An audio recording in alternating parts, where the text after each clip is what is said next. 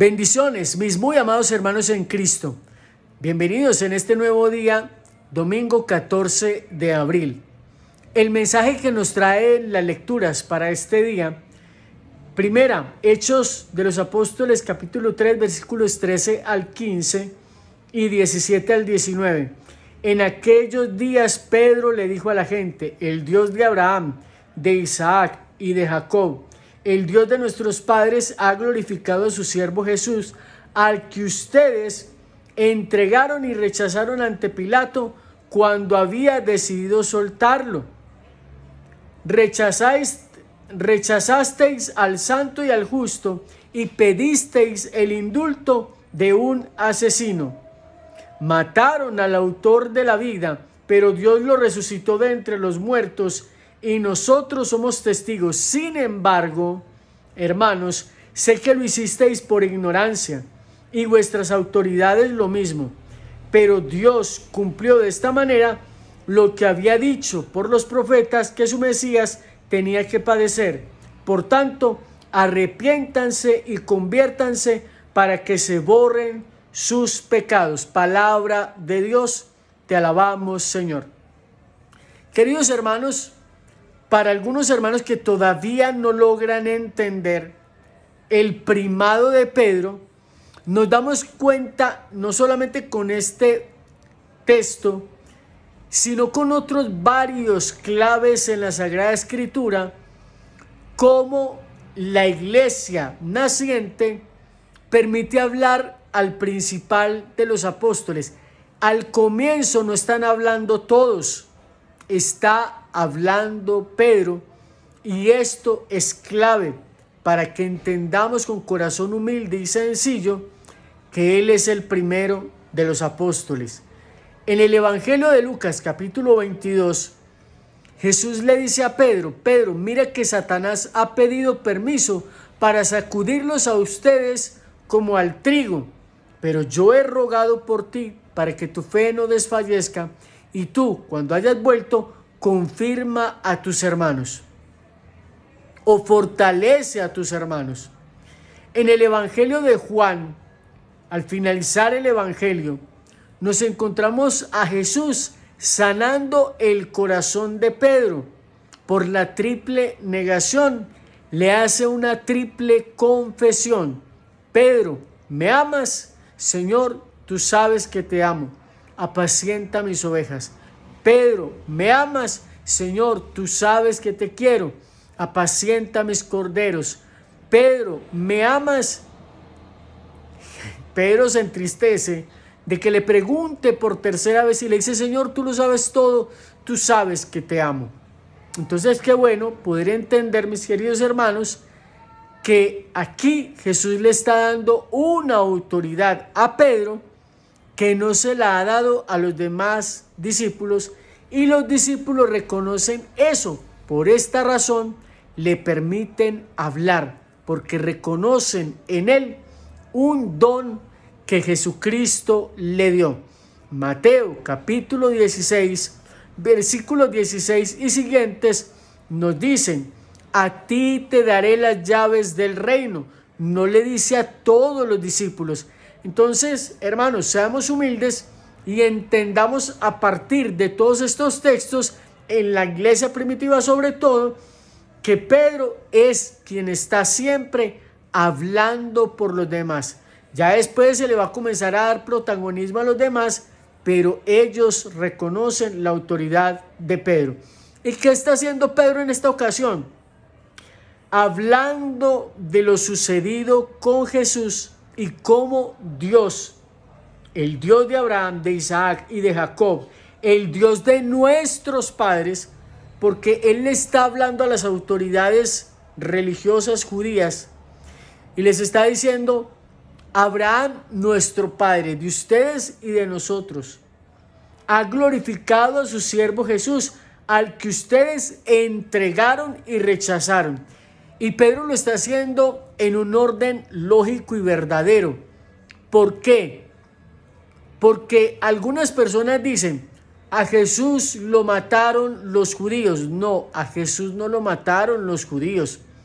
Los encargados de llevar a cabo la crucifixión fueron los romanos, pero instigados por los judíos. Es decir,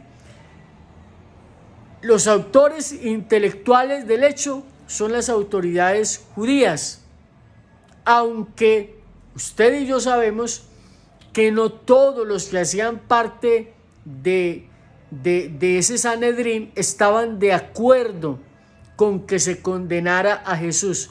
Uno de ellos era Nicodemo, José de Arimatea, que prestó su sepulcro nuevo, sin estrenar, para que se colocara allí el cuerpo de Jesús.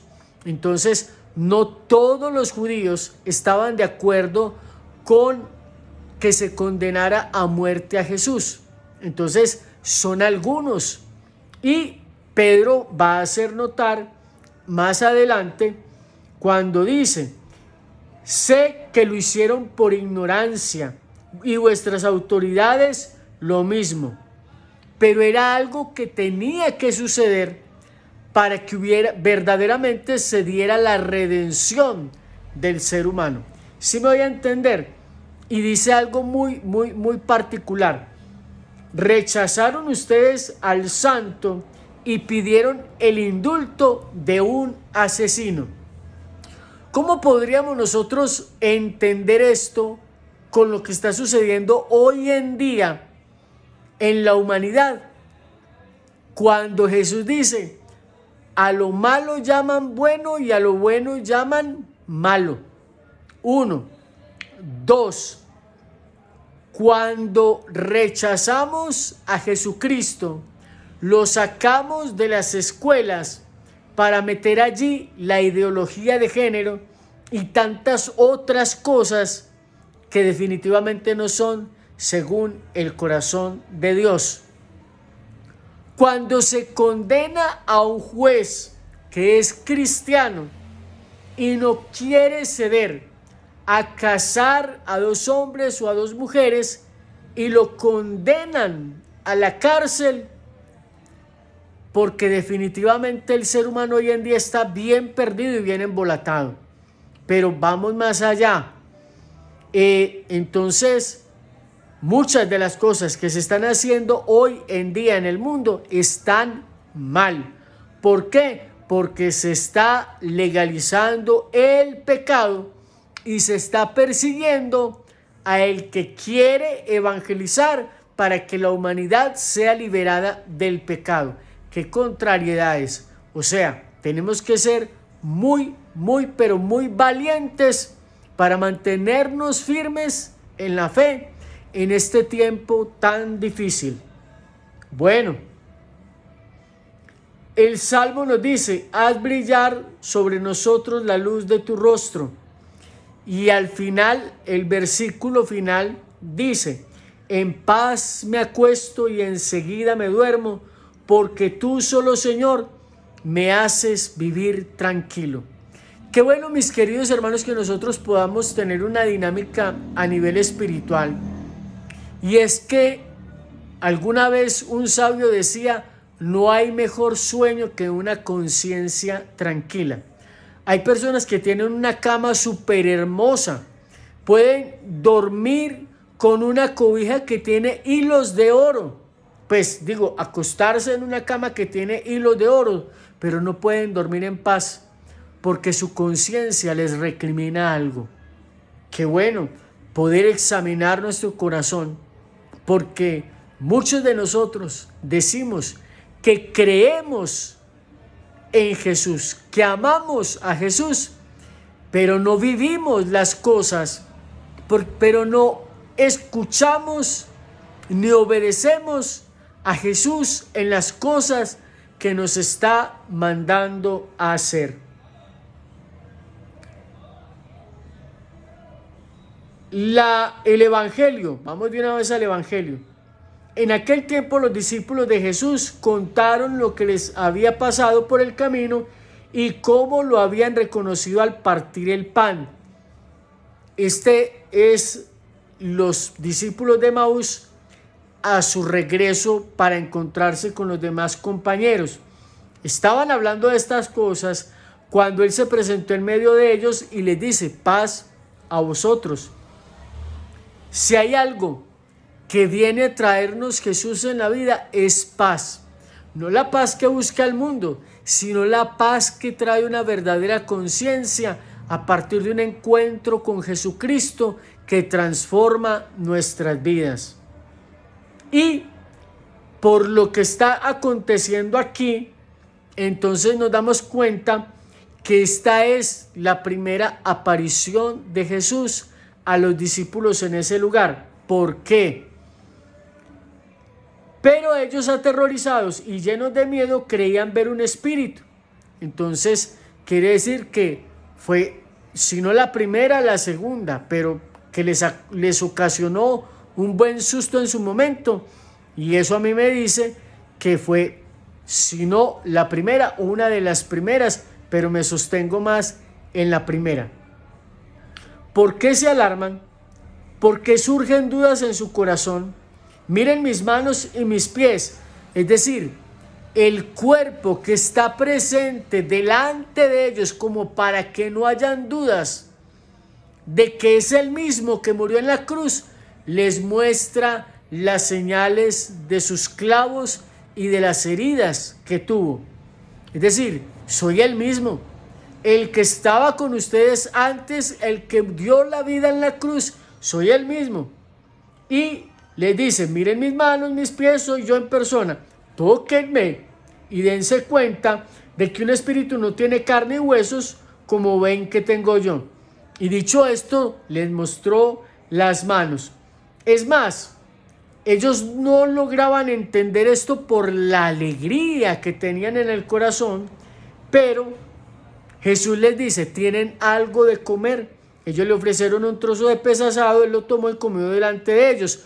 Más pruebas de que el que estaba allí no era una manifestación espiritual, sino verdaderamente Jesús en persona. Y les dice: esto es lo que les dije mientras estaba con ustedes, que era necesario que se cumpliera todo lo que está escrito en la ley de Moisés, en los profetas y en los salmos acerca de mí. Entonces ahí se empalma perfectamente con Pedro, que está hablando en la primera lectura del capítulo 3 de los Hechos de los Apóstoles, que ya se les está abriendo el entendimiento para de alguna manera manifestarse ante los demás y diciendo: esto tenía que pasar, esto Jesús lo había anunciado, tenía que suceder así, simplemente no había más, y por eso los llama al arrepentimiento y a la conversión. Entonces les abrió el entendimiento para comprender las escrituras. Ahí nos encontramos ya a Pedro hablándoles precisamente de lo que les acabo de decir. Esto, queridos hermanos, tenía que pasar. Y les dijo: así está escrito, el Mesías padecerá, resucitará entre los muertos al tercer día. Ojo con aquellos hermanos que están tratando de cambiar el día en el que Jesús murió, diciendo que en realidad murió fue jueves y no viernes, que porque Jesús dice que resucitará en 3 días. Jesús no dice que resucitará en 3 días ni en 72 horas pasadas. Jesús lo que está diciendo es al tercer día, y eso se entiende en que murió el viernes, el sábado reposó en la tumba y resucitó al amanecer del primer día de la semana, que era el domingo. Entonces no se dejen confundir por aquellas personas que quieren cambiar las fechas para decir que Jesús verdaderamente murió un jueves y que la cena fue el miércoles, para poder darle continuidad a sus cosas y de esa manera coincidir con que fueron 72 horas o 3 días exactos. No, Jesús dice al tercer día, y termina diciendo: y en su nombre se proclamará la conversión para el perdón de los pecados. ¿Qué está haciendo Pedro en la primera lectura? Arrepiéntanse, conviértanse para que se borren sus pecados. ¿Ven cómo están perfectamente alineados estos dos textos, y por eso amo a la Iglesia Católica, porque cuando vamos a la Eucaristía no se nos presenta que un hermano medita un texto, el otro medita otro y el otro medita otro. No, todos los textos tienen relación. Y les dice: el perdón de los pecados a todos los pueblos, comenzando por Jerusalén. Vosotros sois testigos de esto. Queridos hermanos, qué bueno que tú y yo a partir de hoy nos convirtamos en verdaderos testigos de la pasión, muerte y resurrección de nuestro Señor Jesucristo, porque de eso se trata el querigma, de anunciar todo lo que Jesús tuvo que pasar por amor a nosotros. Y un último pequeño dato para que tampoco nos dejemos confundir. En las redes sociales están saliendo algunos mensajes que dicen que la muerte de Jesús no tuvo que ver con nuestros pecados, que Él murió porque era un líder, porque estaba planteando ideologías y cosas revolucionarias para su época. La muerte de Jesús es por nuestros pecados, para librarnos de nuestros pecados. Definitivamente lo dice en varios lugares de la Escritura, para que no nos dejemos confundir. Porque si no fuera por eso, no tendría razón de ser hablar de arrepentirse, convertirse para el perdón de los pecados. No tendría razón de ser. Entonces, hermanos amados en Cristo, no nos dejemos confundir por toda persona que coge una cámara, monta un video en internet y empieza a decir un sartal de barbaridades que en realidad uno dice: Dios mío, ¿de dónde sacan tanta cosa? Queridos hermanos, Dios les bendiga, gracias por estar con nosotros. Les invito para que se suscriban a este canal, activen la campana de notificaciones para que así puedan recibir alertas cada vez que subamos nuevo contenido a nuestra red, a nuestro canal, e inviten a muchísimos hermanos para que se suscriban a este canal. Bendiciones.